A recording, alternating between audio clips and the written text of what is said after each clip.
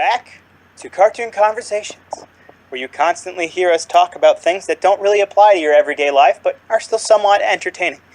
Your hosts here with Jordan Stein and Elliot Catch, as we delve deep into what makes Justice League Unlimited one of the all-time best superhero cartoon shows we've ever seen. Now, Jordan, would you like to introduce the big question of the day? Yes, very exciting. Good. Thank you, Nature Show, Elliot. And now we see, as the spider inside of Elliot's house is claiming slowly more territory in his bathroom, as there is nothing he can do because that shit is huge, he ain't touching that. True story.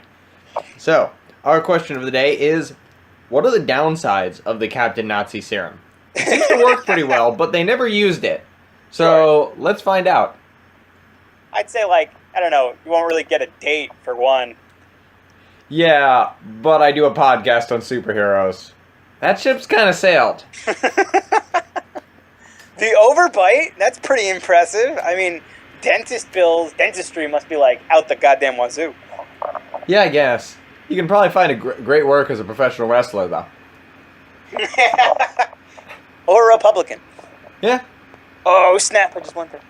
They like ruining things I love. I mean, I'm pretty sure that's probably what he is. He's very passionate about the country. He's very militaristic. He probably is highly regarded as Republican. Yeah, probably. Not sure he'd vote for Trump, though. He also hates everything that's fun, so... Oh, yeah, no, you'd probably hate Trump. Alright. You'd be like, what is this showboating loser doing? Yeah. So we open on a German castle in black and white. Oh, yeah. You know this is either old or in communist Russia because they don't have color. Yes. They don't believe in color because it's fun. A German scientist is about to create off-brand Captain America. Yeah. When Spy Smasher, the actual name of the superhero... I wonder what he does. Storms in with a gun. His taglines are a little creepy. I Wikipedia'd him. It's a lot of you should be fearful of your neighbor stuff. It's a little creepy. Well, I'm guessing he was in the Red Scare, maybe? Nah, he was World War II. A World War II? Spy Smasher? Yeah. Fearful of your neighbors. Remember to persecute your German neighbors. 9/11. What? I said, remember to persecute your German neighbors. Oh, jeez. And lock up those Japanese. And other proud moments in American history. Right, exactly. Where we were totally in the right. Yep. So, they decide... Oh, also... Yep. Fuck. I had it. Damn you, short attention span. Carry on, Jordan. Alright, so Spy Smasher breaks it up, but they manage to disarm him and fight. Yes. The building explodes, but Spy Smasher grabs the syringe with the serum and leaves the castle.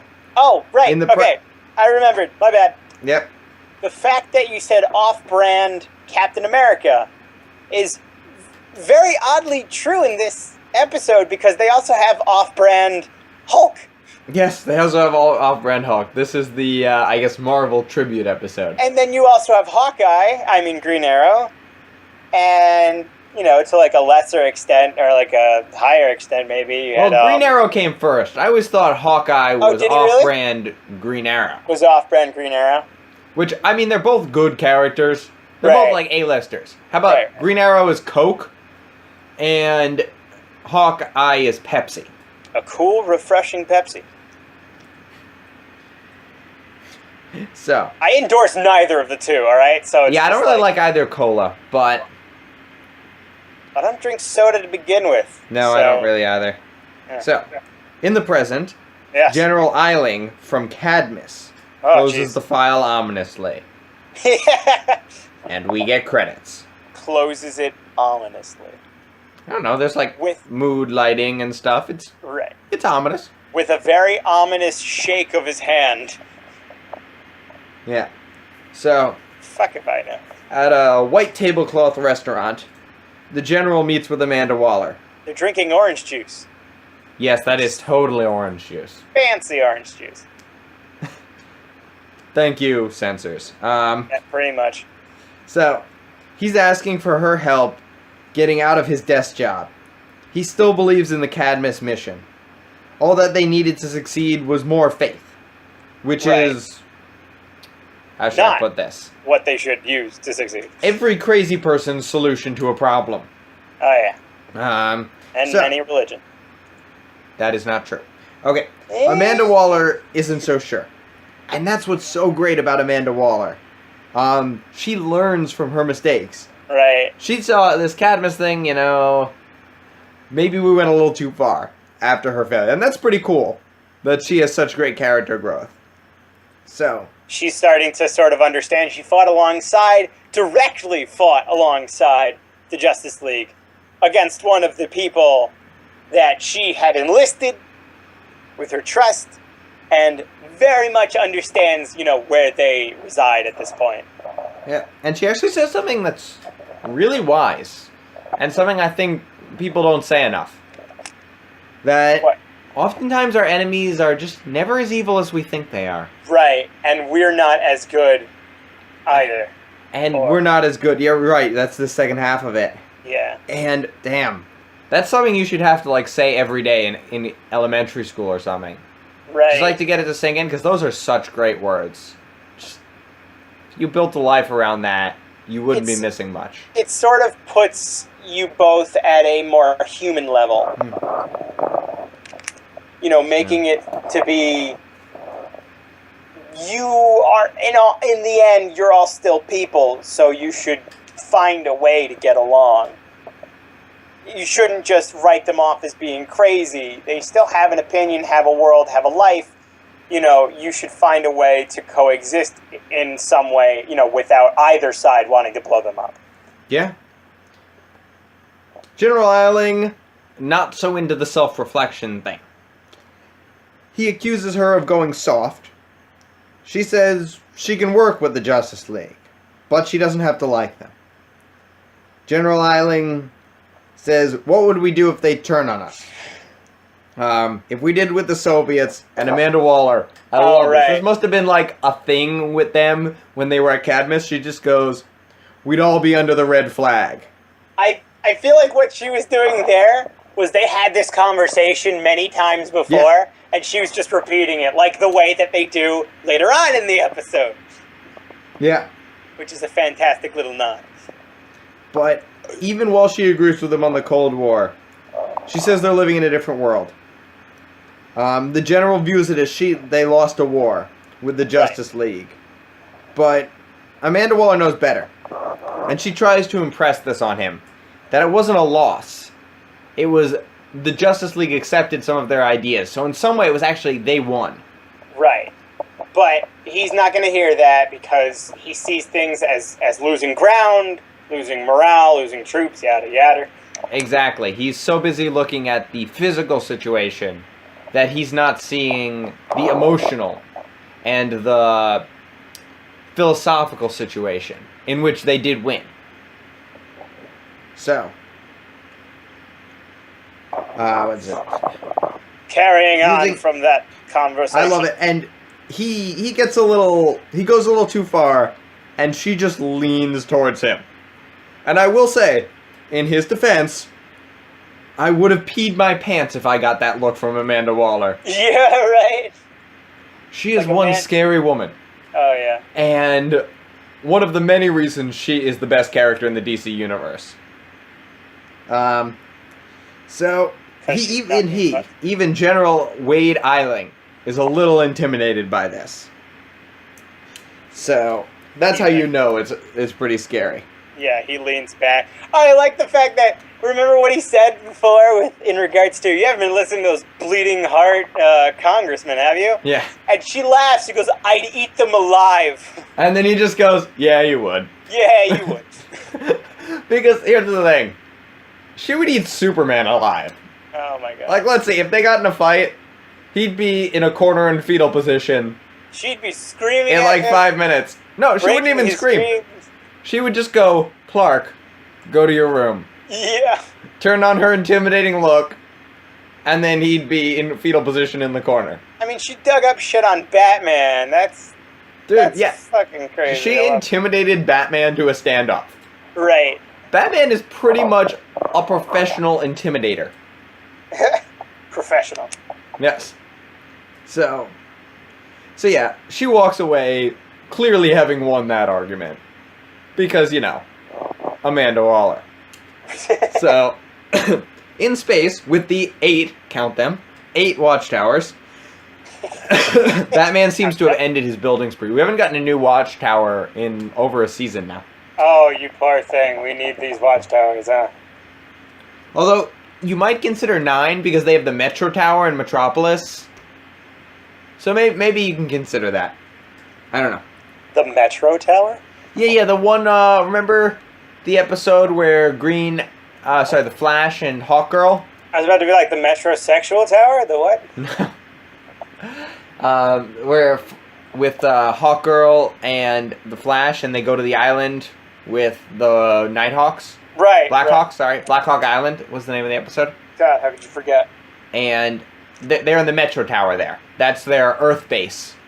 So that they don't get so isolated up in their tower. It was part of the emotional victory over the Justice League Cadmus had during their physical defeat.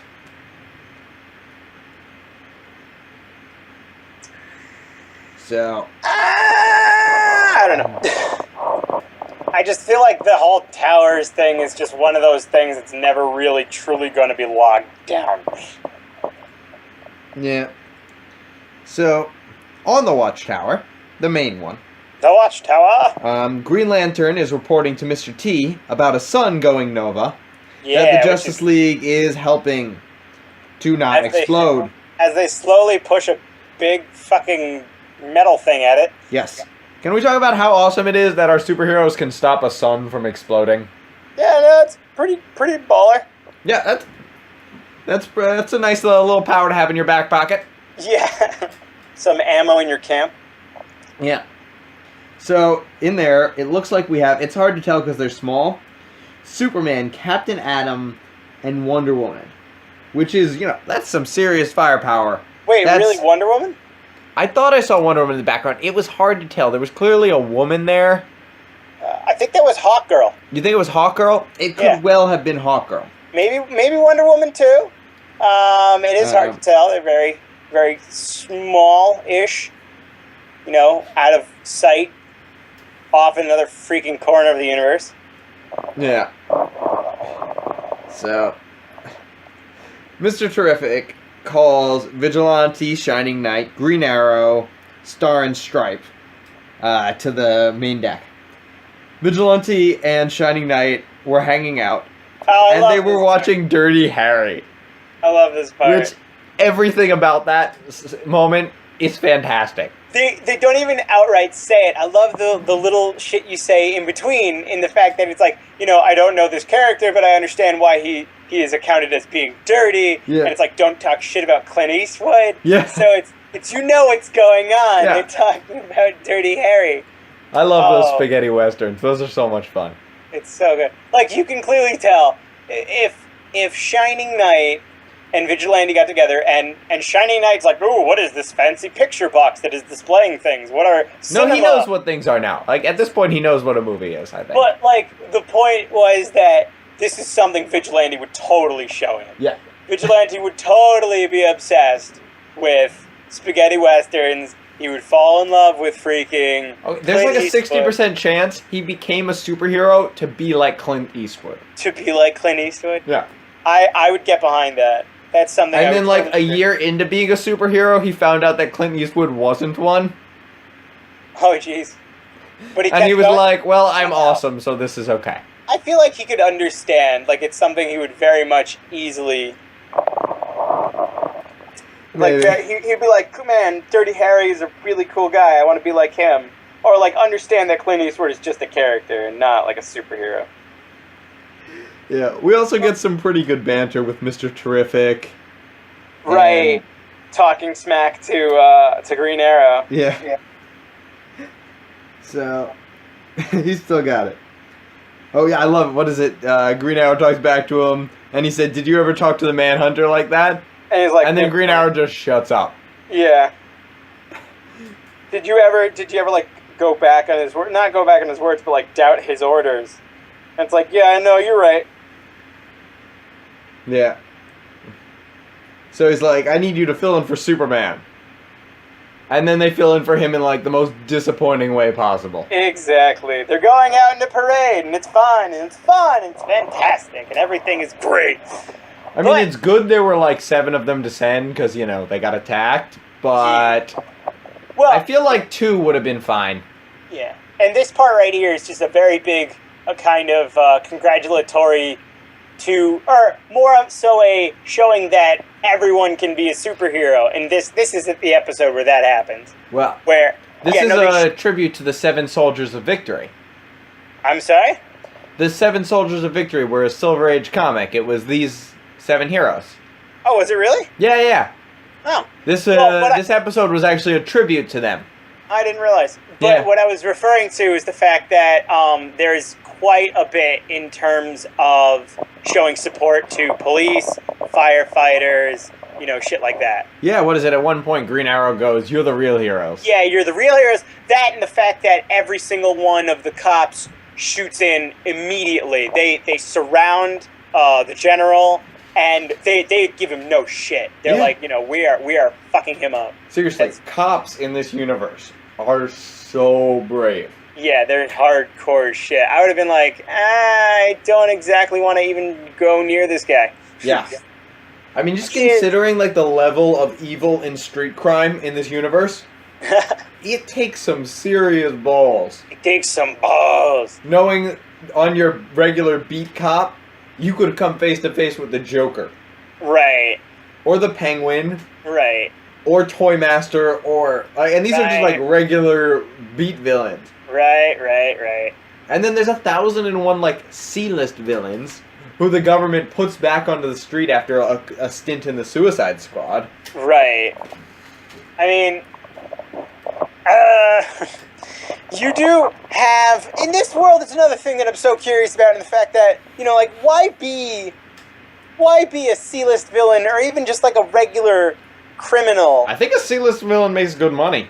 I guess so, but why be a regular criminal in a world where Superman exists? Well, why guess would you go try to rob a bank? You probably do pretty well as a regular criminal, because you're not worth Superman's time most of the time. That's true. You're facing, like D-list heroes. You're facing Green Arrow copycats and stuff like that. Right. You know? And none of that's very intimidating. Billy Joel tribute bands. Tribute bands. Probably not Billy Joel. I was thinking Bruce Springsteen, and then I said Billy Joel. How could you? Yeah. So, Bruce Springsteen cover band superheroes. So, whatever. So Shining Knight's not terribly happy about the assignment. Nope. He would rather fight Blunderbore, the ogre, rather than display himself. Right. And what was Blunderbore the ogre? Ogre was actually Morgan Le Fay. Yeah. Seriously, Shining Knight is such a badass. And everyone chimes in, of course, because they've all heard this story 1,000 times before. They're like, it's actually Morgan Le Fay. Yeah. Shut the hell up, Shining Knight. You know, we know this. Oh my god. I want to hear a story. I just want to hear Shining Knight story time. Right. Like, really, can we just have an entire series called Shining Knight Storytime, and Vigilante's there, like, all the time, and then they, like, watch movies and talk, and then they fight crime, and then there's, like, a 5-minute section where Shining Knight just tells a story. Just have Shining Knight recount one of his... regale us with one of his tales of excellence and... Like, seriously, they are all fantastic. They had so much fun coming up with the stories that the Shining Knight had. They're so good. I want to listen to them all day. Jeez. Carrying on. Yes. And I might also point out, he defeated Morgan Le Fay, who almost defeated the Justice League Original 7 and Etrigan together. Right. He's up there in power. I mean... I feel like it was a different time. You know, it was a different time. He's got all this anti-magic crap, you know. Yeah. His equipment is much better suited at facing magic than science. Right. So, Also, he rides an actual Pegasus, and Vigilante is riding a motorcycle, which is just, it's a great contrast. Right. So, They're literally pinpoints in time. yeah. Which is why they get along so well. Vigilante is trapped in the spaghetti western, while literally Shining Knight is a shining knight. Yeah. And there's so many great things like that. The float they're on is actually the Justice Society of America logo from the 50s. Really? Yeah. Oh, that's so cool! Like the really old one? Yeah, the really old one from the first superhero team-up ever.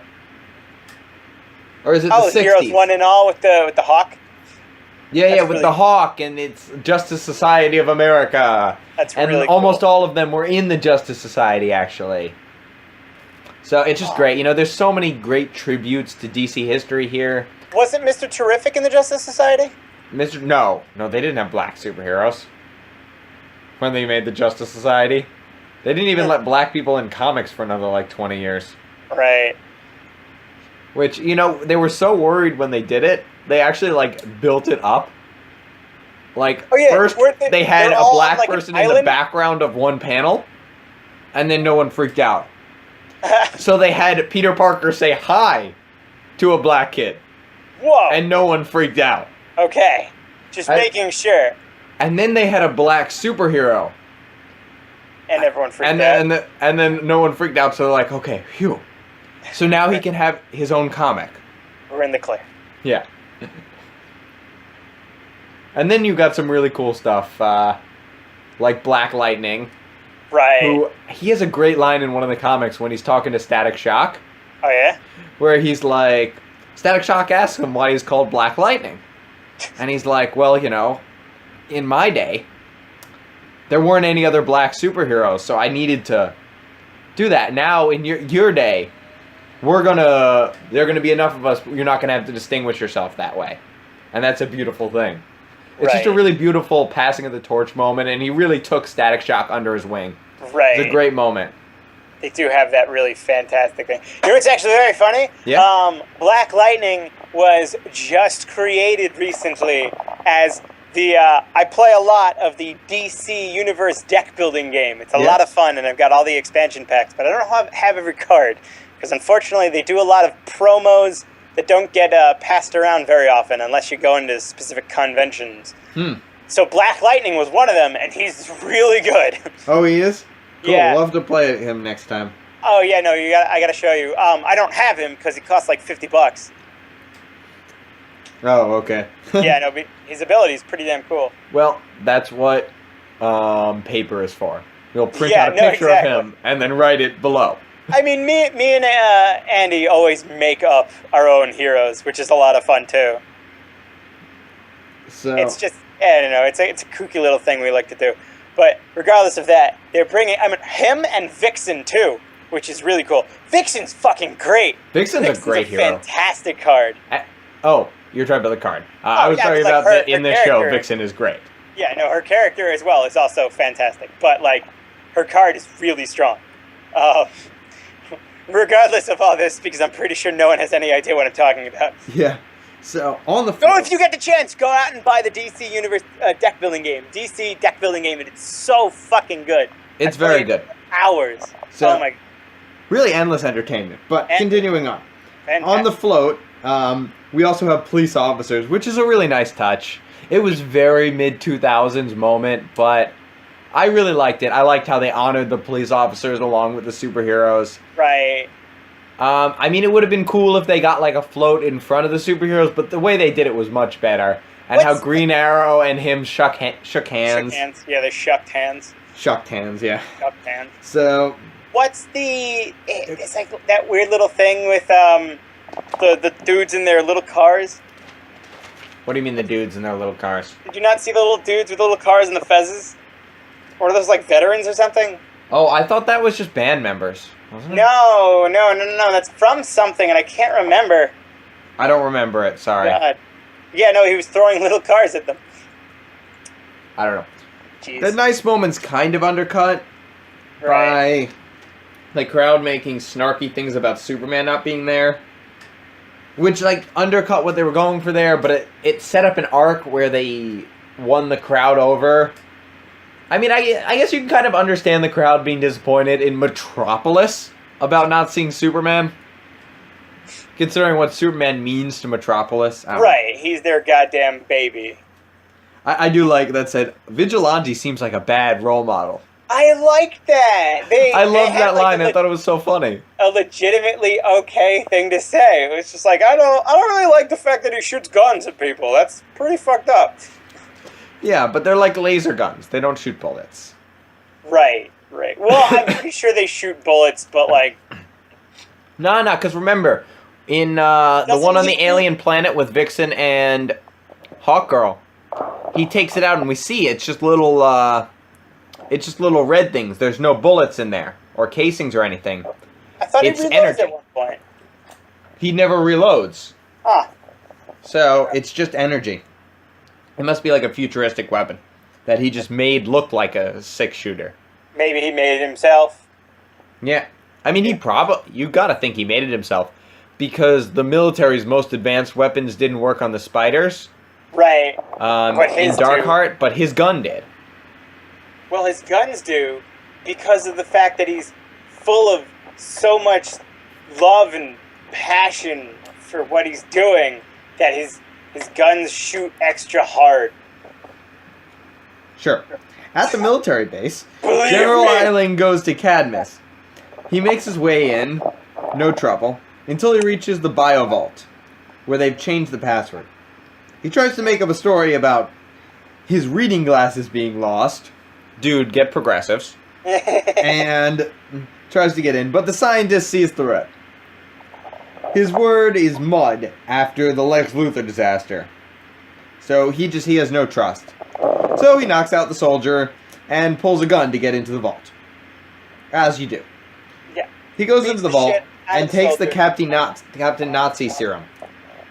The scientist warns him about the side effects. Sorry, what do you say? Good word for it too. Captain Nazi syndrome. Fantastic. Really it was a good name. I think I'm surprised Marvel doesn't have Captain Nazi copyrighted. Captain Nazi? It seems like something they would copyright.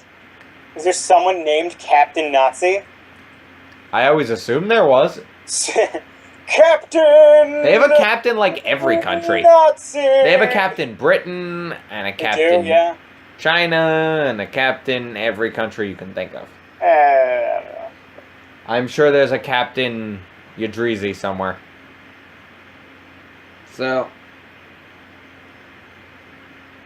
yeah, whatever. And there were apparently horrible accidents with test animals on the Nazi serum.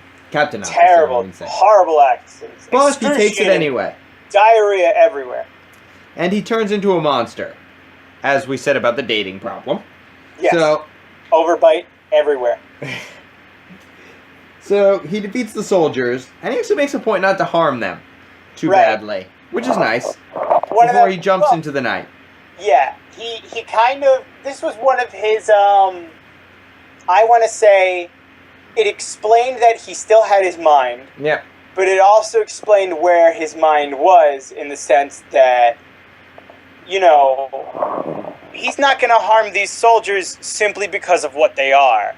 He knows what they are. He knows who they are, that they're absolutely, you know, like they're working in the same government that he is. They're working for America. But if they were any other person, I think they'd be snapped in half. Yeah, I think... okay. I think this was a nice misdirection, first and foremost. Because when he turned into the monster, you're like, oh, it didn't work. Because you were kind of expecting him to look like Captain America. So you were expecting it not... that it didn't work, that he had gone crazy, that he was just mindless evil now. But when he talks, you find out he wasn't. That he was actually in full control of his actions. Although, full might be too strong. At least partial control. He might be a little more violent than he was. His decision-making might be skewed. I would say skewed is a very light word. Well, he was always extremely violent. Kilter as like, here's the thing. This was not a stable, well-adjusted person to start out with. Right. So we don't know how much of this is him being just a dick to start out with, Yeah. and how much of this is him, say, losing his inhibitions. Because of the serum? Because of the serum, yeah. I feel like the whole point of that scene was to show that he's in complete control. I think it showed that he has some control. I'm not sure the word complete is correct, though. And I think that's what we're going to have to look very closely at. That's the thing. He directly stated what was going on. He directly explained his reasoning for it. And this is the same thing as to we expect and understand that this is what he's been doing for the entire time. Yeah. This is his character still. And what works against him is that he did try and nuke an entire island to take out Doomsday. Yes. So the evidence points to this is him just being an awful person. It was going to take out Doomsday and Superman, and it wasn't America, and there was a lot of drug trade going on there, and that's what he believes is acceptable losses. So he has a very high standard for acceptable losses before we start out. Right. So it's quite possible that the serum didn't do anything to his inhibitions. I feel like the acceptable loss in the sense was, like, he's killing a lot of people, but he's also taking out two of his biggest problems. They literally are his biggest problems.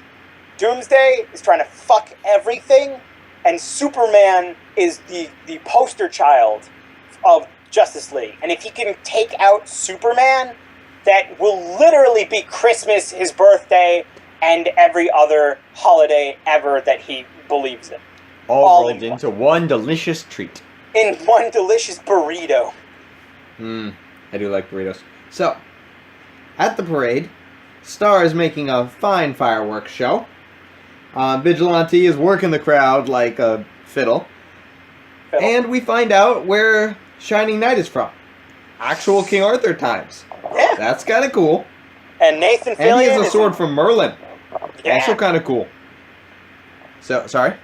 Enough. I was about to say Nathan Fillion is doing his best impression as a fucking space cowboy. Yeah, it's Nathan Fillion, which is a really nice touch. Yeah. I really like that. I think that's really funny because it's, nothing new to him. Yeah. He probably hasn't gone like 2 steps without being another cowboy in another thing. Yeah. It's like, you were in Firefly? You literally were a space cowboy? In that, what was it? In that show Castle, apparently there's a scene where he dresses up as a cowboy from space. Right. For Halloween. And then his, like, partner / romantic interest thing, I never really watched Castle. Right. Says, "You're a cowboy from space? That seems really stupid." And then he goes, it really is cool. They always, like, it's really funny to an extent, but they will always reference Firefly in every single thing any of the characters are in. Like, even, what was it? The Percy Jackson movie? I think in the second one, he has a conversation with someone. Someone showed this to me on the internet. He has a conversation with someone about how they get along together because they both used to really like one show. And then the kid says, he starts complaining because, like, yeah, then they had to go and cancel it. And he responds, yeah, they cancel the best stuff, don't they? Which is a direct rip into Firefly. Yeah, that show is so good, they should not have canceled it. Right. But it is what it is. So, General Eiling comes into the parade all hulked out. All hulked out, and the police and Green Arrow open fire on him to no effect. Open fire? He throws a car at Shining Knight, who slices it in half with his sword. Yeah, no, those little cars. He throws the little cars at him. They're not really that little, but... No, they're very little. Oh my god, you gotta look. When he throws... Go back to it. When he throws that giant, like, hulk of cardboard, I guess. Whatever, I don't know. The part of the float, it sails over the little guys in the cart. Yeah, no, they're tiny carts. I can't remember what, like, fucking society these people are in, but it's like an old man's thing. It's adorable. Okay. So, people are running because, Yeah, Madman is throwing cars. Trying to kill everything. And there's a lot of collateral damage. And a bunch of kids who are just my favorite people. Started throwing rocks at him. And at the general. Very poorly voice-acted kids. No. They're actually a reference to the Newsboy Legion from the 40s comic books. Really? They, like, fought lesser villains and German spies and stuff like that. Really? Yeah. Yeah, they're a reference to the Newsboy Legion, and that's why they sounded like the 1940s Brooklyn yeah, kids. I was about to say, they sound terrifying in all honesty. Yeah, and that's why they had like a man's Brooklyn accent. It was great. Right. I absolutely loved them. Wow, there's a lot more into this episode than I would have never known entirely. Yeah. So they're really cool. I read a little bit about them. And Vigilante, having people skills, deputizes them to get them to get others to safety. He's smart. Like, that was such a good thing to do for them because they felt like they were involved, but they were not throwing rocks at something that would have no trouble snapping their neck. Right. Well, yeah. Okay, they didn't know that at first, but then we later see that the general very much would not have... Hardcastle, was it, again? I always forget his name. General Eiling. General Hardcastle was the other general in Cadmus. Which one was Hardcastle? Hardcastle was the one who recruited Captain Atom and who worked with them in Darkheart. I thought that was him. No, General Eiling was the one who nuked the island. Or attempted to. I'm pretty sure Eiling was near at the end with the Darkheart. I could be wrong, perhaps, but I thought Hardcastle was. I don't know where the word Hardcastle the one came in the Supergirl and Talia episode? Hardcastle. I don't know, I can't remember where I got that name from. Regardless, whichever. You might be right. It might have been... Okay. Sorry. So, what he does with... I wanted to go back to Vigilante, talking to the kids. What he does is he doesn't tell them that it's dangerous. He doesn't tell them that they should leave because of it, because then they would have obviously done, oh, it's not that bad, we want to help you guys out. He immediately tells them their most important job is to protect other people, and that's what they can do. And they take that so quickly. Yeah. I love that. They take that so quickly and immediately go off to help others. They get out of the way. Except for that one other time where one of them gets into a fucking crane and launches the wrecking ball right. Okay, but that was really smart. Yeah. These kids are badass. Yeah, that was pretty baller. Yeah. So, that kid gets a while the heroes are fighting the general, Shining Knight is rescuing people from the collateral damage. Yes. The general explains his basic plan. He's going to keep destroying stuff until Superman comes. Right. Indeed. Apparently they make you general for having brilliant plans. Well, he wants to create chaos. He wants to beat up the Justice League. He thought Superman was going to be at this parade. Actually, it wasn't that terrible of a plan. Yeah. What's the quickest way? I mean, he can't jump out into space and fight Superman. Or he can, I don't know. I don't think he can at the moment. He probably can't breathe in space either way. Yeah. But what's the best way to get Superman to come down and save the day? Forcing him to save the day. Making it so that he has to. So he's going to create chaos. He's going to beat the shit out of the Justice League, which is just another thing that he was going to do. Yeah. So I feel like it was a legit plan. So the general, basically, he talks about how he's protecting the people. And I found just a pretty good shorthand. Anyone who says the people should not be trusted. The people. Yes. Who refers to the people as one mass of supporters behind him. I love the Hispanics. Even that's not the people. Right. The people is like China or Russia or something like that. People who are like, the people are behind us, so why don't you let them vote or have freedom? They don't need that. They have me. Just fucking... I don't know. I mean, there's... I don't know. I got, some serious dictator vibes from that. Yeah. I don't know. I feel like there's a way to scream out, for the people, No. Without... No, you're without creepy if you do being that. like, some kind You of say sovereign for flag. America, or for humanity, or for right, or for wrong, stuff like that. For what's right. So Green Arrow asks for help, but with the exploding sun and all, they're a little short. Mr. Terrific is going to do his best with some reserve leaguers, though. The General's beating Strike mercilessly, but thanks to the Newsboy Squad, he's hit with a wrecking ball. Love those kids.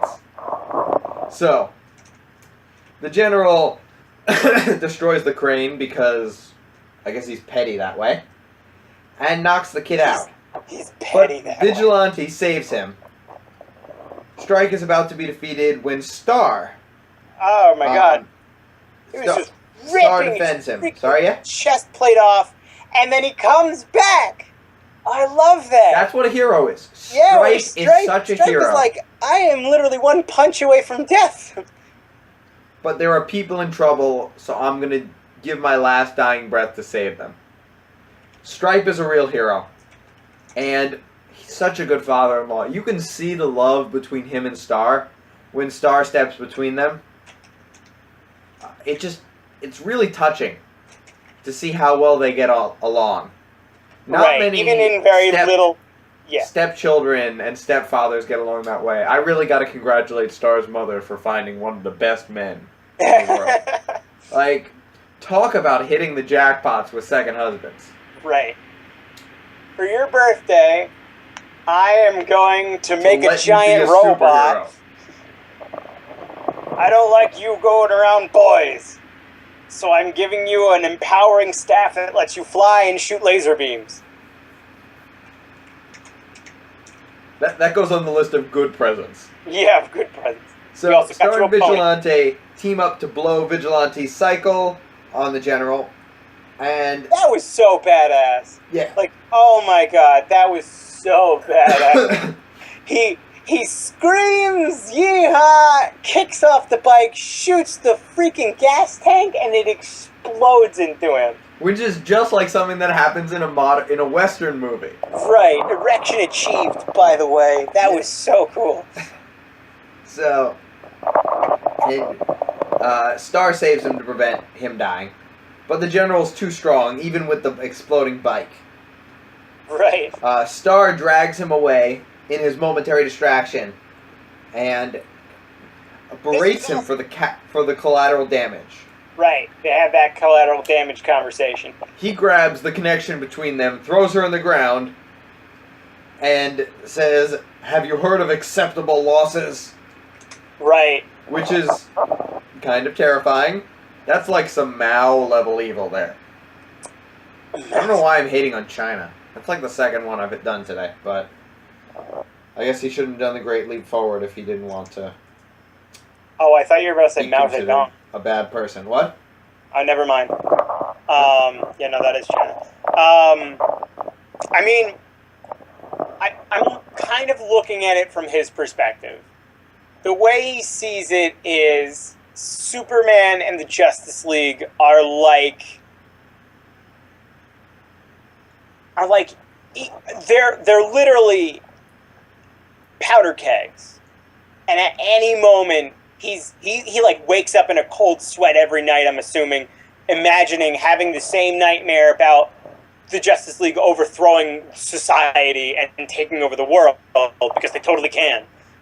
And so this is his fear, and killing a few people with collateral damage and destroying a couple buildings probably doesn't seem like that big of a deal in comparison to ending the potential global domination of the planet. That viewpoint makes a lot of sense when you know that the government knows about the Justice Lords. Right. So. Right. They've seen it. They know how terrifying the potential of it could be. They know they're almost powerless to stop him. This is his first chance. This is his first time that he manages to have a real way to fight back, I think he'd go wild. I think he'd take every freaking precaution that he could. I really don't see why he needs to be in a populated area.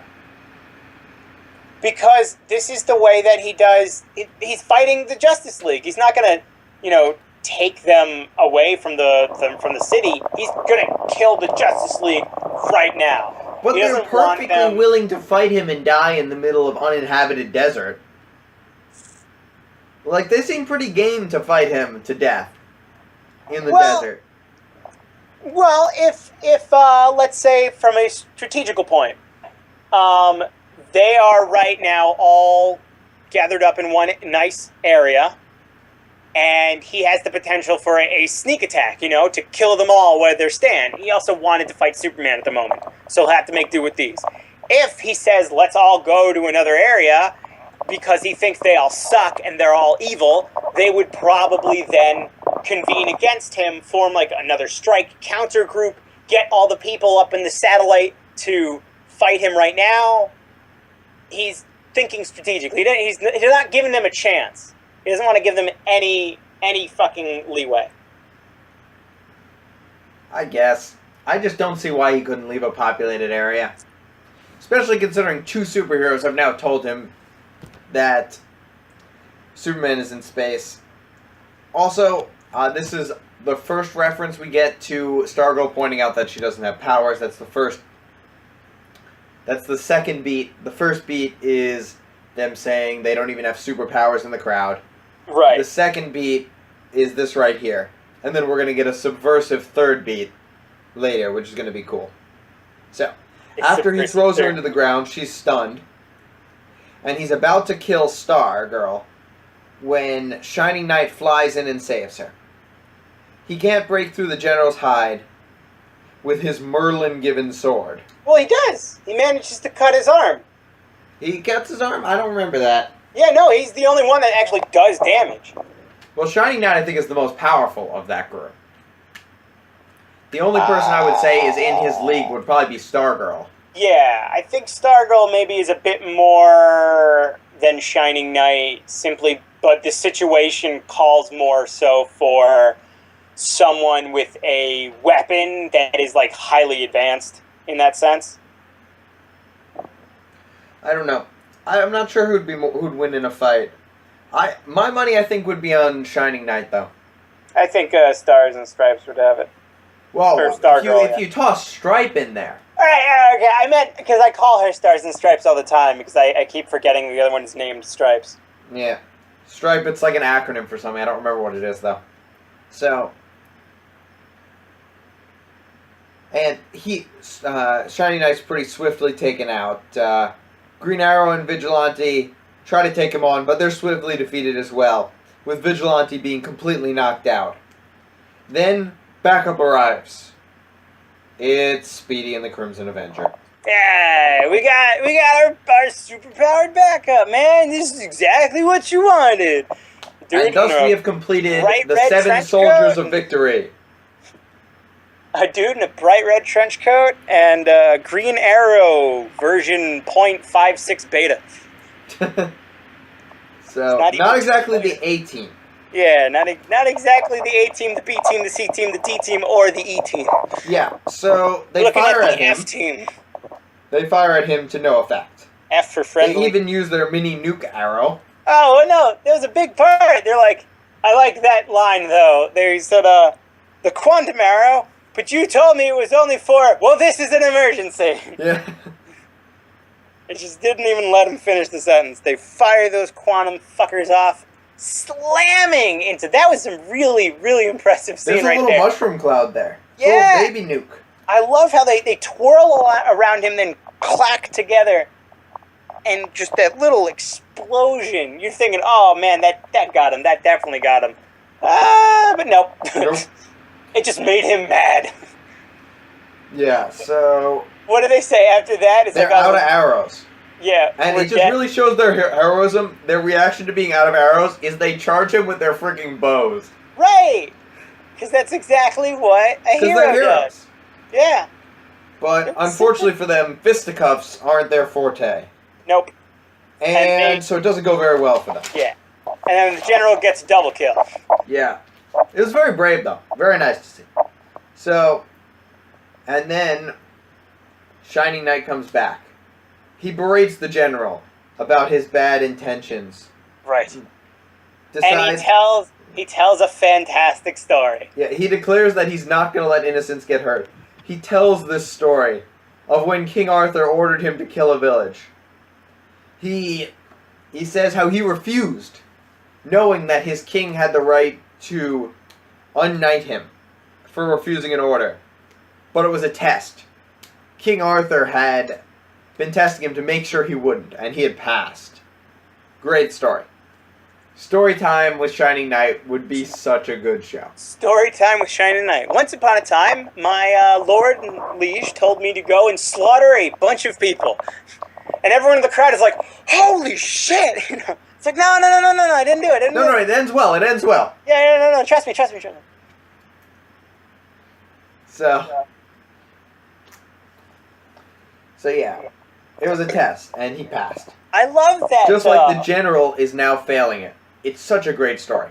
Right. So, the general replies that he was a bad soldier.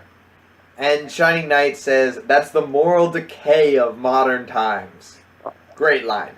I love that. No, it's when he gets hit, he goes, oh, there it is. The moral decay. Yeah. He's like waiting for it. He's like, oh, I found it again. So the general beats up Shining Knight and attacks his ideas verbally. And you know when he's attacking Shining Knight's ideas verbally that they're starting to sink in. His words are having effect.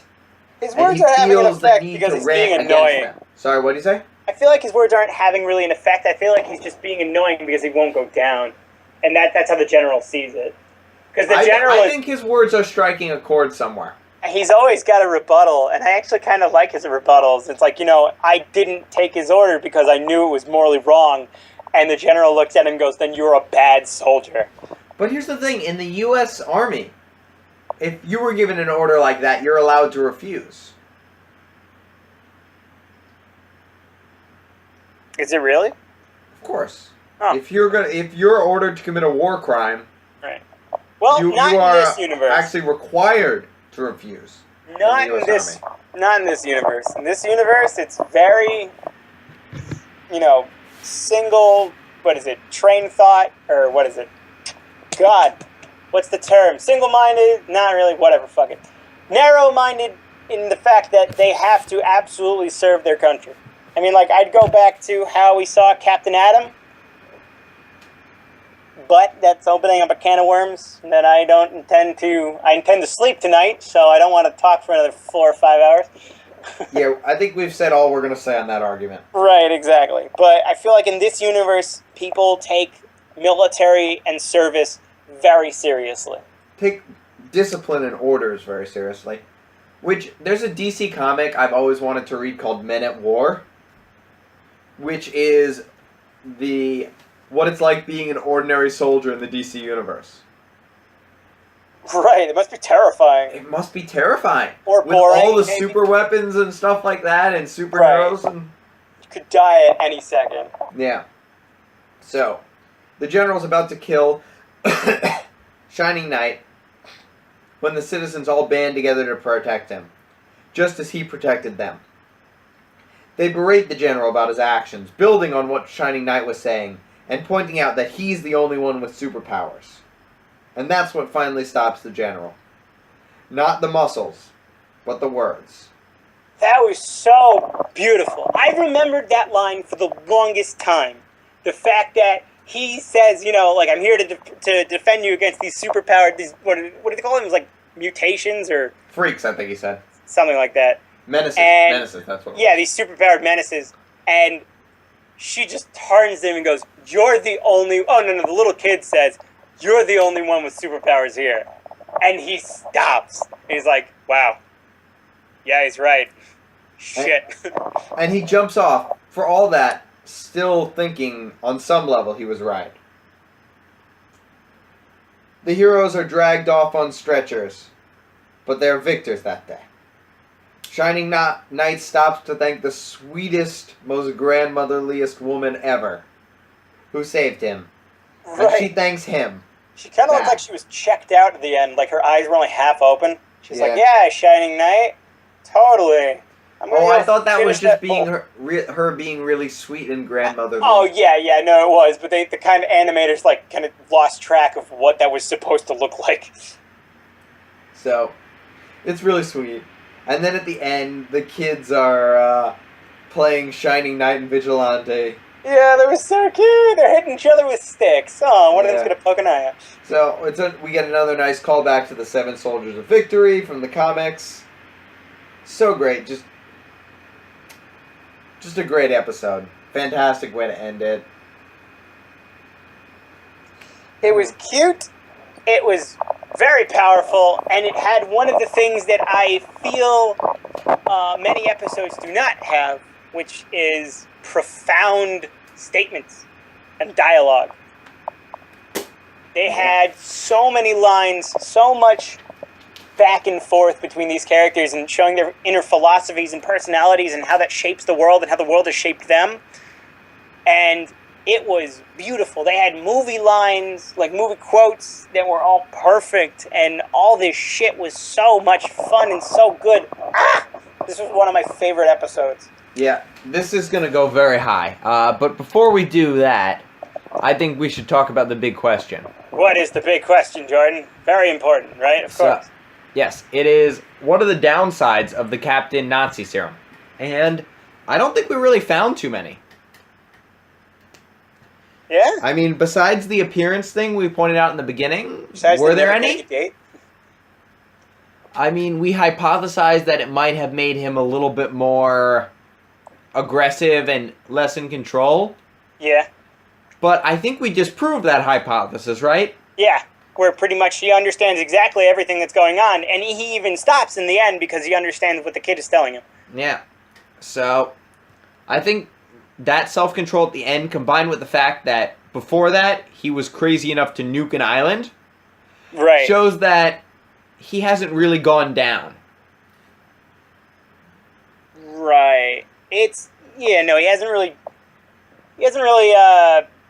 moved anywhere on the emotional and moral spectrum. He's pretty much at a standstill at this point, but yeah, it's not a good thing. Yeah, no. Yeah. It might just be that he didn't have any down to go. Yeah. In other words, those Nazis make some bitchin' serums, you know? They do. They make some damn If they could just work out that whole purple monster thing, right, it would really be a perfect serum. I don't know why the government doesn't have like an army of these. But well, because it never worked on people. It never worked on animals, and they thought it would kill people, is what I'm assuming. Maybe the general had some latent metahuman genes or something. Maybe the general is just like, I don't give a shit, I'm doing this because it'll get me out of my stupid desk job, and I believe it'll work because those damn dirty Germans make a potent brew or something. I don't know. Yeah. So I really thought we'd find something wrong that I maybe missed, but no. That might be a little bit of a plot hole, but maybe the fact that benzene was being used back in the day?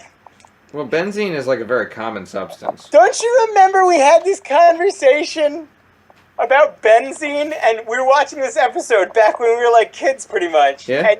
And you told me, it's like, well, benzene isn't very, explosive at all. Like, nothing will really happen if it explodes. Nothing really bad will happen. You're right, we were actually watching this episode and I was taking organic chemistry at the time. Right. And I pointed out that benzene was extremely stable, so it wouldn't explode. It's just a carbon ring of 6 carbon. And I'm not taking organic chemistry. I'm an English major, so it's all creative writing up that one. None of the sciences went into this brain. Yeah, I liked science. I just wasn't smart enough to be a science major. Yeah. I liked math. Math was fun for a while, and then calculus happened, and it became unnerving. I liked calculus. I wasn't smart enough to go past calculus, though. I like trig and geometry and algebra. Well, trig is the best. Actually fun. You can just, mess around with numbers all day in trig. That's yeah, no, it's actually a lot of fun. In all honesty, I mean, you look at math and you're like, why would I ever want to do this over anything else ever? It's because there's really interesting shit you can do with numbers. I mean, I'm not the guy that works with numbers every day of my life. I work with Well, I technically do, but it's not because of that reason. But, regardless. So, how would you rate this, Jordan? Well, I really liked this episode. I had so much fun with looking up all the references. I loved the Brooklyn accents. I loved the philosophical implications of this episode. I thought it was so thoughtful. The action was so good. It went back to, I think it felt like a season 1 episode. In that it told character development and story through the action. And that's a really hard thing to do, and I thought it told it so well. So, I had a lot of trouble where to put this, but I'm going to put it between Doomsday Sanction and the epilogue. Damn! Doomsday Sanction was just, I got more Amanda Waller, and you can't beat Amanda Waller. So, It's got to go below that, but it's above the epilogue just because the themes hit better than the epilogue did. It was very close between that and the epilogue. And Wake for Dead. That's really my top tier. Those top 5 right there. Right. Oh, wait. You can go. In all honesty, I kind of agree with you. In that sense that I would put it above Ultimen and below The Greatest Story Never Told. I put it above Ultimen because it has one thing that Ultimen didn't really have, which was one solid, badass, full character in the general. He was he carried the entire episode in the sense that his philosophies and his powers were keeping your attention at all times. While the Ultimen, we learned slowly about them and saw them become, very angsty and not in like a whiny teenager way, but like a contemplating life and contemplating death. Like, that was a lot for them. But there were a lot of them, and we couldn't really have enough time to understand them while we understood who the general was before, and this was like his final stand. This was his big break. They had everything Ultimen had, but it had this one pinnacle character that really pushed it forward. And I think it helped a lot that this was all very in character for General Eiling. That you could see him doing something like this. This felt like the logical extension to what his character did. And it really benefited from all that character development we got of him earlier. It's like that show Spectacular Spider-Man, where they really made a point to introduce all the villains before they were villains, and you got a couple episodes of knowing them before they became supervillains. Right. Stuff like that is really effective, and I think that's part of what makes this episode so great. I obviously couldn't put it above Greatest Story Never Told because my stupid-ass bias. But, I feel Greatest Story Never Told had a lot of what I really loved about this episode. But it just had the main theme of it being the superhero that never gets to sit in the limelight. I think that's just such a... It's just such a great motif. And that's another part of what makes this story so great, that it highlighted all these really cool superheroes. Oh, yeah. Yeah, no, Patriot Act did fantastic in the sense that it brought a lot of those superheroes together, and we learned more about them. Even more so. I'm a pretty big DC fan, but I had never heard of the Newsboys Legion. Oh, I didn't know they existed until you told me. Yeah. So I also didn't know about the symbol for the Justice Society of America, right? That one I saw, yeah. That one I saw right away. I'm like, oh, that is such a nice touch. Yeah, no, there's a bunch of characters from that in the game, in the DC deck building game. Unfortunately, there's no Shining Knight. There's no Vigilante. We'll make a Shining Knight and Vigilante and play each other. Yeah, no, there's a Stars and Stripes, but it sucks. Yeah, no, those aren't so good. Yeah, they should be either or. Because, Stargirl has her own card, and it's pretty damn good. But she doesn't have her own big hero card. It's Stars and Stripes together, and it kind of fits, I guess, but no one really had a good power in that expansion pack. Oh, well. Yeah. So, do you have any final words, Elliot? I think I'm going to go to Germany and check to see if they have any serums lying around. Okay. We should all check that. Yeah. But and while you look, remember to stay beautiful.